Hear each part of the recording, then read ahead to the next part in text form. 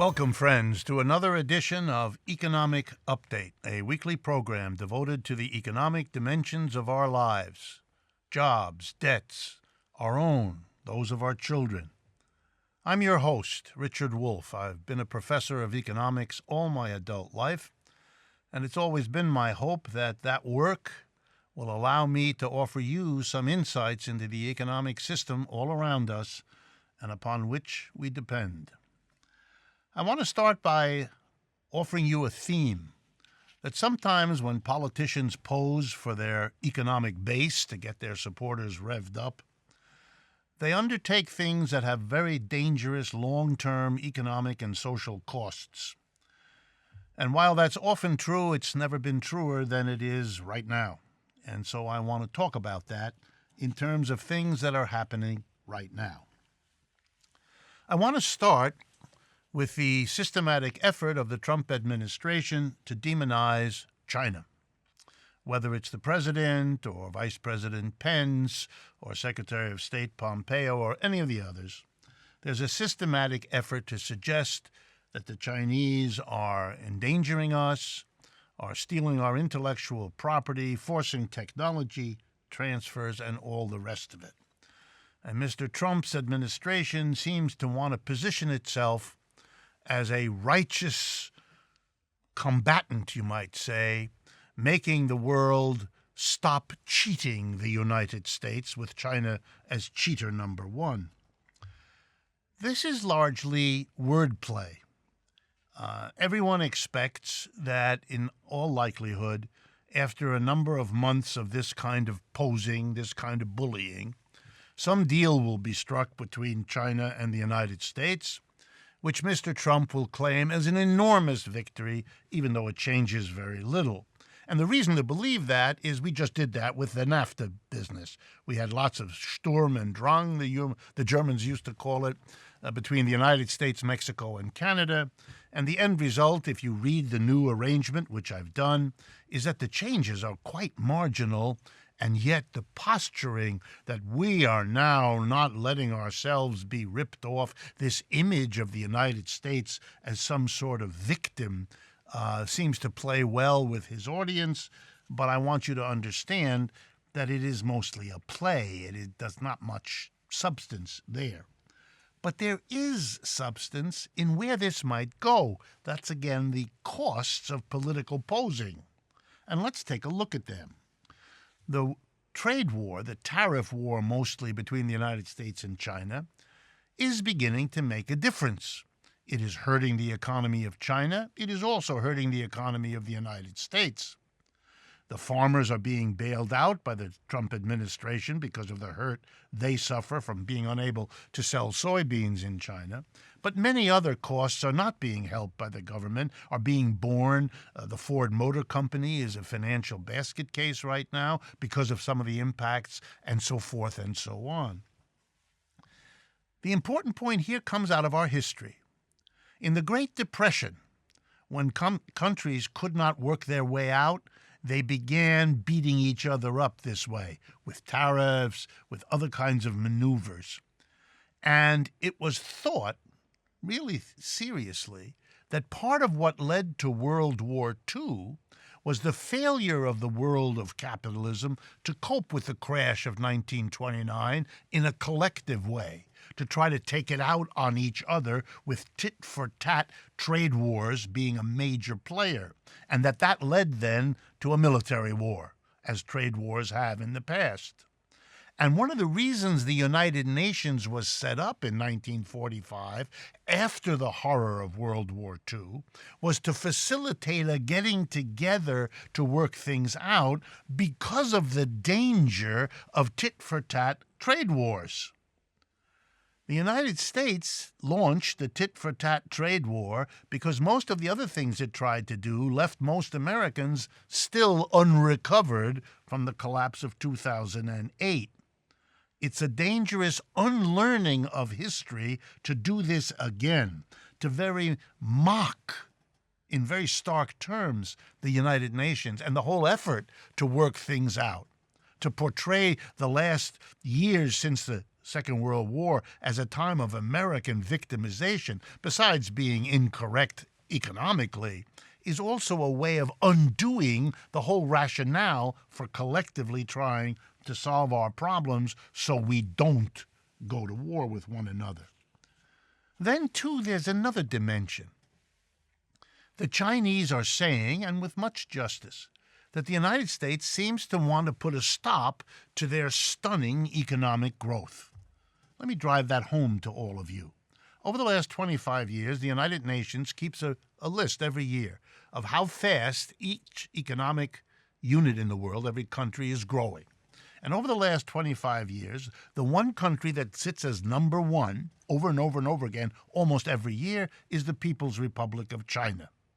In a bad year, their economic system grows 6 to 7%. At no time in the last 25 years has the United States economy grown at that rate. That's usually 2 to 3 times the way we grow. And so they've become a global economic colossus. It looks to them and to much of the world that the United States is trying to stop that, to prevent the growth of this economy. And that, too, is very dangerous for several reasons. One, most of the world is like China, not like the United States. And what we're doing to the Chinese, if we're indeed trying to prevent them from growing and becoming wealthy too, like us, will appear to most of the world to be very suspect behavior. But then there's also a self-serving reason. To prevent the growth of poor parts of the world so they can become wealthy is to guarantee that people in those parts of the world will be looking to come here. Migration is a result of unequal economic development. Capitalism has always produced uneven, unequal economic development. Wealth in some parts of the world, poverty in others, in some parts of the country, poverty in others. And people move when you do that for the obvious reason. So if for nothing else, you ought not to go in that direction for that reason. And then finally, the notion that the United States has been a victim over the last 30 to 40 years. That's silly. The world's currency is the U.S. dollar. The benefits to the United States from the fact that most deals between countries are settled in dollars is enormous. The Chinese have nothing like that. Nobody settles their deals in the Chinese yuan, and nor is that likely to happen anytime soon. The United States military dominates the world. That gets all kinds of benefits that other countries cannot do. The United States has bases in 100 or 150 countries. The Chinese have bases in none. There's no comparable. The benefits from all of that economically are huge. And the United States favors its own companies. When Trump cut the taxes on corporations from 35% to 21%, that helped American corporations, gave them a lot more money to compete with countries, others around the world. This is a favoritism to American companies. Sure, the Chinese do it. Everybody favors their own country's corporations. The United States is not the victim. It plays that game just like everybody else. We ought to stop the playing. It's dangerous. The next example is very brief and very simple. It simply builds on what I said. You don't solve the problem of migration, of massive numbers of poor people running away from poverty and from the violence that usually accompanies poverty, by means of walls and police and armies and persecution.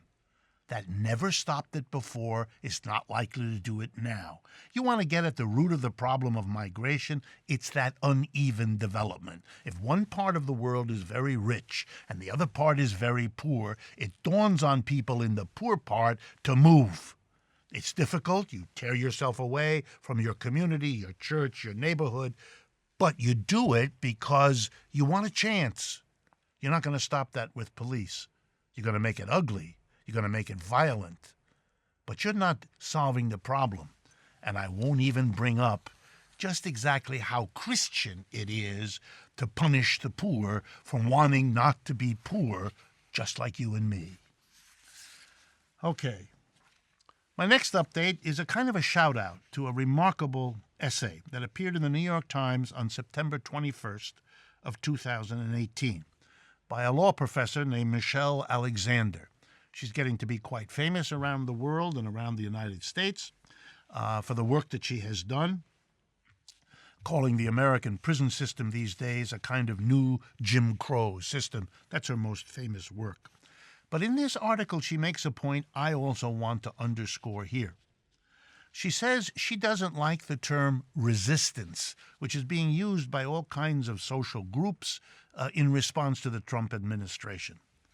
She says we're not the resistance to history that Trump wants to play us as, and that we kind of say. He's the resistance. We're not. What's happening in America is the growth of a multiracial, multi-ethnic, open-ended, changed society. And what Trump represents is the effort to resist that forward motion. He's the resistance. We're not. I thought this was a marvelous way of condensing a vast mass of interesting information into a central concept, which is what good intellectuals should always do for us. And I just wanted to thank her for doing it and to share it a little bit with you. The last topic is one that we return to fairly often on this program, but I cannot resist.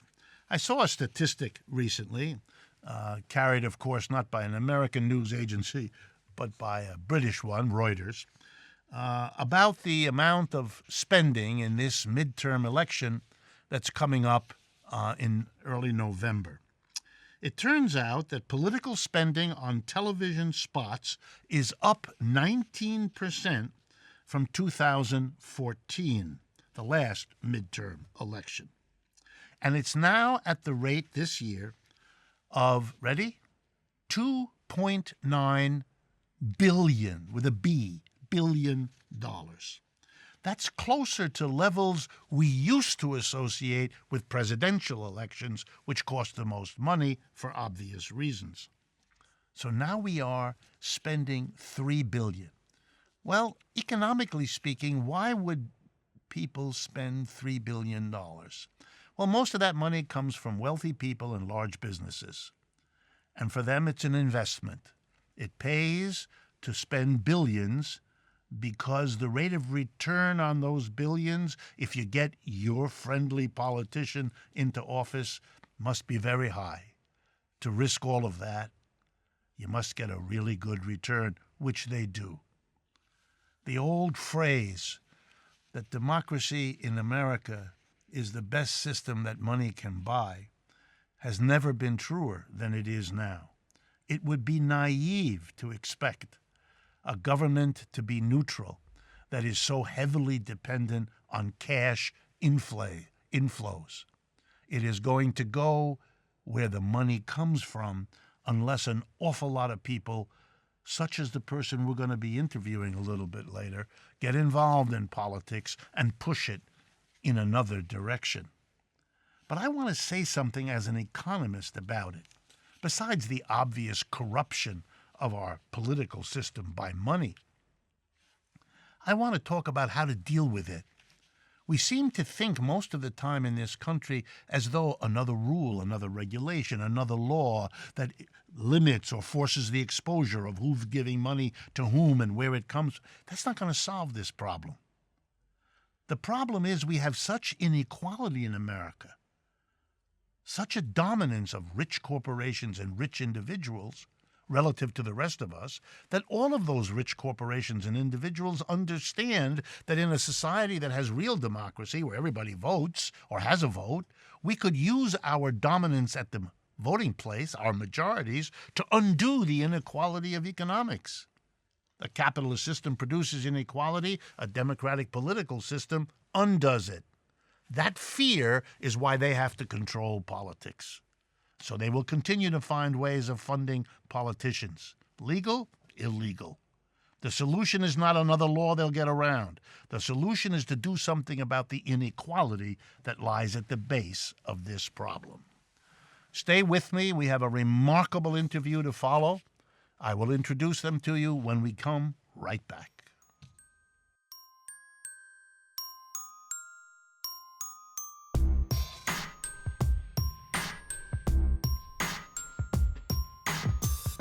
Welcome back, friends, to the second half of today's economic update. Before I introduce our remarkable guest for the interview today, I wanted to remind you, please, to remember that if you sign up for and subscribe to our YouTube channel, it's costless to you and it is enormously helpful to us. So I would ask you to do it. I would also ask you, please, to follow us on Facebook, Twitter, Instagram, to make use of our website, democracyatwork.info, where you can learn about other things we do and also about how you can partner with us in making what we do on this program available to the largest possible number of people.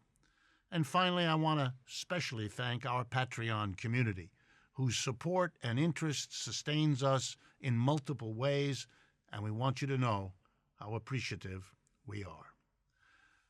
My guest today is Lee Carter. You may already have heard of him. If not, you will soon.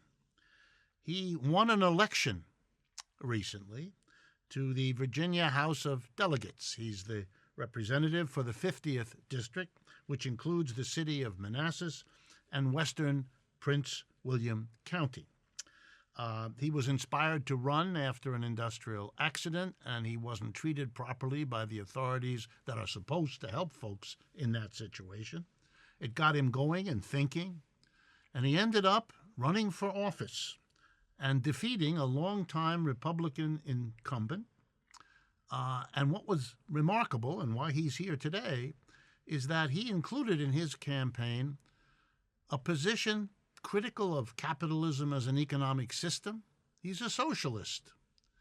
And despite the efforts of his Republican opponent to call him every name in the book that has been learned so well over 50 years of this sort of thing, he not only won, but he won by 9 percentage points. No mean achievement. And that's why he's here, and we're going to talk about it. Welcome. Thank you so much for having me. All right, Lee, for those who don't know, give us a short thumbnail sketch of what you did and why you did it and why you won. Yeah. So the big thing to remember is that I'm not, from the normal background of a politician. I'm an electronics repairman by trade, screwdrivers and soldering irons. But about 3.5 years ago, I got hurt at work, and the Virginia workers' compensation system just completely failed me. The workers' compensation system and all the systems that we have to protect working people when they need it the most have been eroded away by corporate interest over the last 30 or 40 years. And so, I fell through the cracks, and I said, you know what, I'm not going to let this happen to anyone else, the same thing that happened to me. So I started going to folks that I knew that were involved in state-level politics, and I said, what are you going to do about workers' comp? And nobody had an answer. I said, all right, fine. I'm angry enough about this. I'll go out there. I'll do the paperwork. I'll file a candidacy, run for office, and we'll see what happens. And so you ran inside the Democratic Party, or you were their candidate? Correct. So I ran as a Democrat. I did not have a primary. There were a couple of people who started to run primary challenges against me and then backed out for various reasons. The question that was put to voters was, do you want a socialist or do you want a member of Republican Party leadership? And the voters' answers was loud and clear. So, and you were openly a socialist. You didn't hide that or run away from it or deny it. Well, I came to socialism while I was running for office. Okay. It wasn't until basically the Bernie Sanders presidential campaign through the early part of 2016 that I started thinking, hey, this guy's going out there saying all these things that make sense, making these clear, convincing moral arguments for things and calling himself a socialist. So I went out and Googled, what is socialism? Started doing research and found that the socialist explanation for the way our economy works makes a lot of sense. These analyses of power structures are able to predict the way that people are going to act in certain scenarios. I didn't go out there and say a vote for Lee Carter is a vote for socialism, but I didn't deny it either. And it was actually my opponent that decided to make a big deal about it. Tell us a little bit. What did he say? So he decided towards the tail end of the campaign that he was going to send this mailer out to 11,000 homes that had pictures of Marx, Engels, Lenin, Stalin, Mao, and Lee Carter.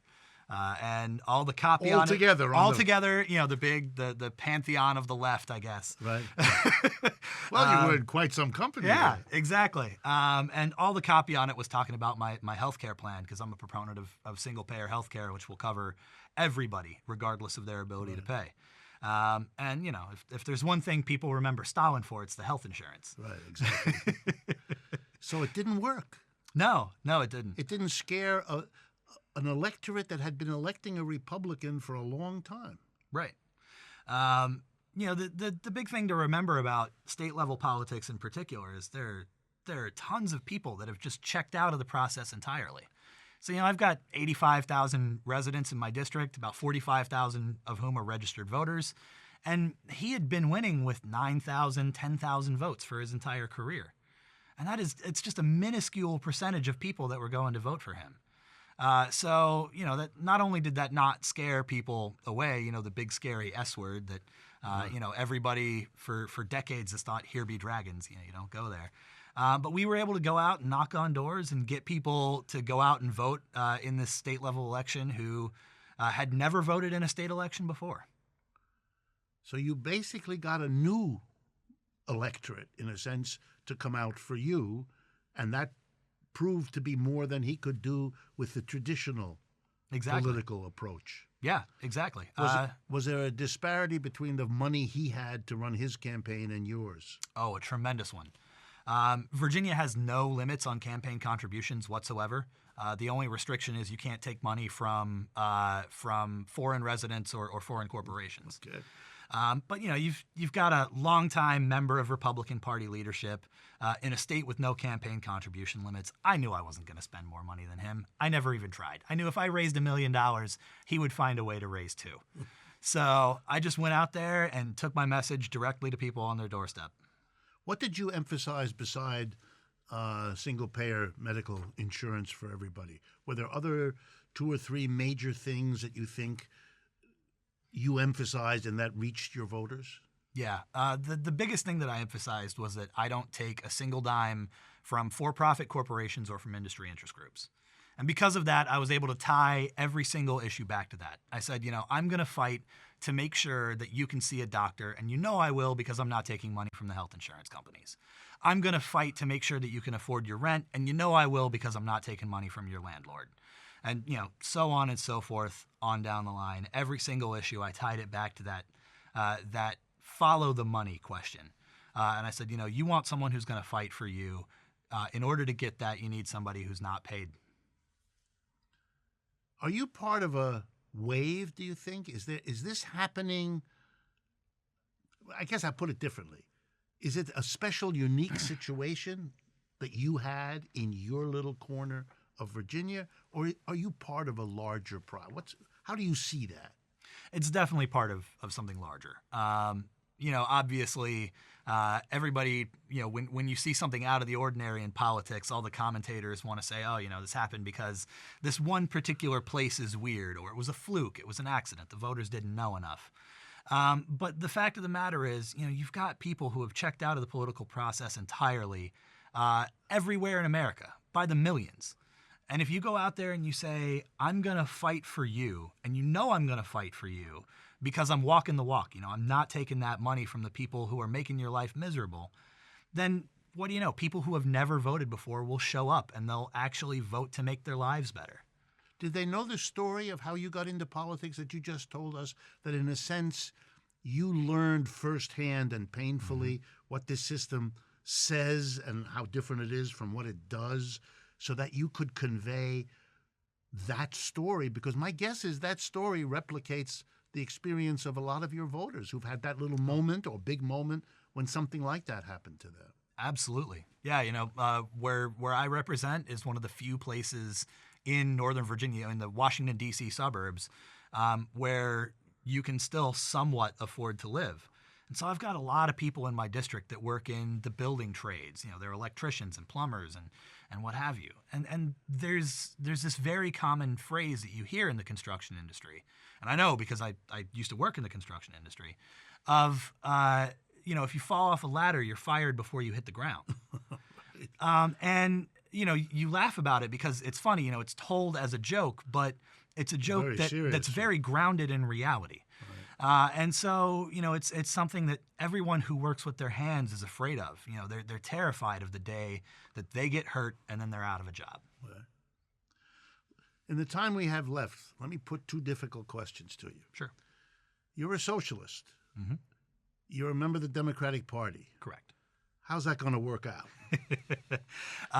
It's important to recognize that the Democratic Party is not explicitly a socialist party. Yeah, It's not explicitly it's not explicitly a capitalist party either. It's neutral on the question of our economic system.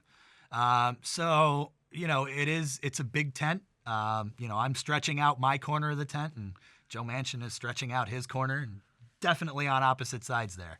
But it's interesting, being in an ideological minority within the minority party in my chamber. It's a very isolating experience. But, just being there, I'm able to make these arguments and say, hey, this thing that you think is great, that you agree with the Republicans on, let me tell you why it's actually awful. And they listen? They do. It's had a tremendous impact so far. We were able to mount a pretty strong fight against a bill that was championed by the big electric monopoly in Virginia. I won't get too far into the weeds, but they suffered basically the only defeat that they've had on the floor of the Virginia House in living memory. And it was because me and some folks like me, not explicitly socialist folks, but people that I was able to talk to and convince them that the bill was terrible. We went out there and we put up this fight. And we were able to deliver. Make a difference. We were able to make a difference. Ultimately, they still got the bill passed, but a lot of the most egregious parts were torn out. So for the moment, you think you can do what your belief system has you thinking within the Democratic Party, rather than, it's the old question, whether a socialist party, which we've had in American history in the past more than once, might emerge. I don't want to force the issue on you prematurely, but I'm wondering how you think about this. Yeah, it's important to recognize that, the United States has some of the most restrictive ballot access laws. And so, I hear this all the time from folks that say, why don't you run as an independent? Why don't you run as a green or what have you? And the reality is that outside of the two major parties, you spend all your time fighting for ballot access, and then you don't have the time or the energy to actually mount a realistic campaign. The way I view my role is, not to directly build socialism from above. My job in the Virginia legislature is to remove some of the restrictions to the other organizing work that people have been doing. Because, the right has used electoral politics very effectively over the last 70 years to persecute the left. Obviously back in the McCarthyist days, they were, raiding us and throwing us in prison. Nowadays, it's just, painting us as cranks and loons and what have you. But some of these structural barriers that have been put in place through electoral politics by the right need to be undone before we can start building the economic institutions that we need to power a movement for worker self-directed enterprise. Lee, thank you very much for coming and joining us. And to all of you, here's why I'm excited about this. These ideas that we've been talking about, some of us for a long time, are becoming realized and actualized by young people and others taking the kind of initiative that Lee has taken. This is an enormous step forward in this country, and I'm proud to have someone like Lee on the program telling us about it. For those of you interested in continuing this conversation, it will now continue at Patreon, patreon.com/economic update. We invite you to that. And for all of you, thank you very much, and we will talk again next week. Just going to take a very short break.